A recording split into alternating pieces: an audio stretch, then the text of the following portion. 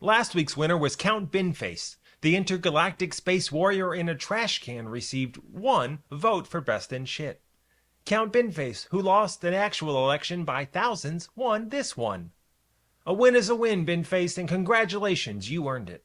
Welcome to last week's dump. I'm Jim Stunkley. There is more garbage in the world than there are words for it, but fortunately, we have 9. Bullshit, horseshit, dogshit, chicken shit, rat shit, bat shit, ape shit, jack shit, and last but not least, holy shit. Each breed has its own pitch, its own paper trail, its own price. Each week I ring up the receipts, name a breed, and you pay the tab. Here's how the dump works. We present the specimens, you vote in the comments, I announce the winner the following week. But emojis only because I can't read. This week we have 4 specimens for ya. It's time to take shit seriously. Our first specimen is a special assistant to a man that needs all the special assistance one man can get. It's Dogshit. Georgia Senator John Ossoff stood on stage and mocked the president for traveling with Natalie on their apparently defenseless flying palace. The entire country looked up and said, "Who the hell is Natalie?" Well, enter the chat Natalie Harp, 35 years old, former One American News host, current special assistant to the president. Her official nickname around the West Wing is the Human Printer. It's more wholesome than it sounds, I think.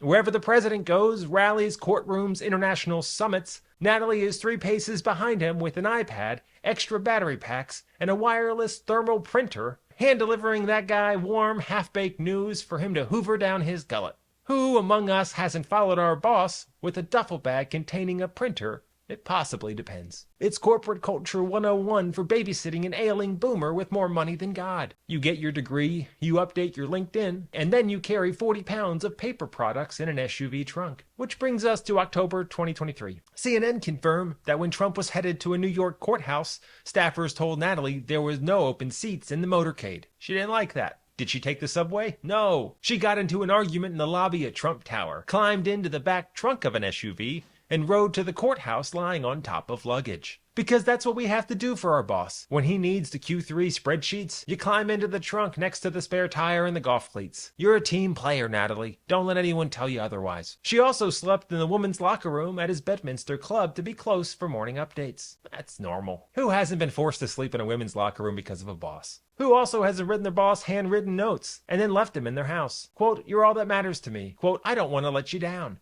We've all been there, but I write mine on Slack status every Monday morning. "You're all that matters to me, Kendall. Please approve my PTO." Now.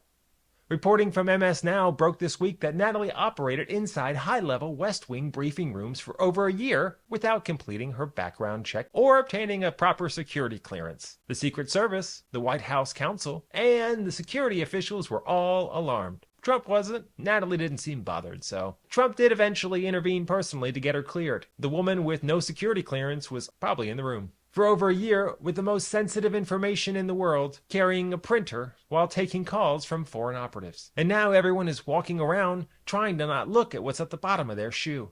It's utterly avoidable and being tracked inside the Oval Office. It's dog shit. It's dog shit. Our next specimen comes from the esteemed halls of higher education, where the sacred tradition of amateur athletics just got turned into a private equity trading floor. It's apeshit. For 80 years, the NCAA operated like a paranoid Victorian boarding school headmaster. If a star wide receiver accepted a free slice of pepperoni pizza from a local fan, they brought in the FBI, revoked his scholarship, and deleted his statistics from the history books. Then they lost a couple of court cases, opened the floodgates, and instantly created an unregulated corporate Wild West. UNLV's starting quarterback Matthew Solka walked off the field mid-season because an assistant coach made a verbal promise for $100,000 in NIL money, and the check bounced. The universities responded by hiring corporate litigation teams to file breach of contract lawsuits and non-compete injunctions against a 19-year-old sophomore trying to enter the transfer portal. Ken Paxton, yep, that's the one who's currently running for Senate in Texas and on track to be the first Republican to lose in Texas since the Alamo. Well, he's suing the NCAA over roster rules, claiming antitrust violations. We went from for the love of the game to 19th century robber baron capitalism in about 48 seconds. Suit and tie administrators spent 80 years lecturing us about student-athlete dignity. Now they're getting dragged through the mud by business majors holding out for better corporate sponsors. It escalated quickly. It's apeshit. Our next specimen admitted what he was on camera and might be given a big new important job. It's bullshit. Caroline Leavitt is stepping down as White House press secretary. The race is on for who gets to stand behind the lectern and take bullets from 40 reporters every afternoon. According to CNN and Politico, the leading contender is CNN's Scott Jennings. And a lot of reporters are calling him a spin doctor, complaining he distorts the facts on air. They're complaining he doesn't know any facts. And I don't care about any of that. And neither does Scott Jennings. He's the most honest man on television. A few months ago, Scott sat down on the Adam Freeland show and said out loud on camera, "What I do is a mix of showbiz and WWE." He admitted it. The rules of engagement have changed. He looked at the entire cable news industry and said, "I'm a professional wrestling heel." And if you don't know about heels, when the good guys are grandstanding or the crowd is cheering for them, they sneak up like cowards and sucker punch you in the nuts. And they walk off set and collect their check. Jennings is less Walter Cronkite and more Macho Man Randy Savage. We used to have press secretaries who pretended to care about policy and ethics. Scott isn't going to stand up there and lie about the Constitution. He's going to grab the podium mic and tell the White House press corps they're a bunch of fat piggies. If federal governance is going to be completely fake, loud, and theatrical, stop giving us bureaucrats. The man told you exactly what he is, on camera. That's not a disqualification. In Washington, that's a resume. It's bullshit, the kind that gets you a better job.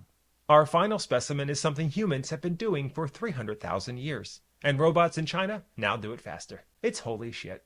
Humans have been running on 2 legs since before recorded history. We ran to hunt woolly mammoths. We ran from saber-toothed tigers. And in 2009, Usain Bolt reached the absolute peak of athletic achievement. The 100-meter dash in 9.58 seconds. That was our crown jewel, the capstone of human biology. And last week at the World Humanoid Robot Games in Beijing, a Chinese robot named Tiang Ultra ran the 100-meter dash in 9.39 seconds. A century of Olympic training, diet science, and peak human conditioning got casually dusted by 60 pounds of aluminum, lithium-ion batteries, and a new software update last week. And then there's the finish line. Robots don't have deceleration mechanics or human fear. They crossed at top speed, slammed straight into a foam mattress, collapsed on their faces, and had to be carried off on stretchers by 4 grown men. The fastest thing on Earth still stops the same way a 5-year-old does on roller skates. Face first and into sofa cushions. So now we can't outrun them? Holy shit.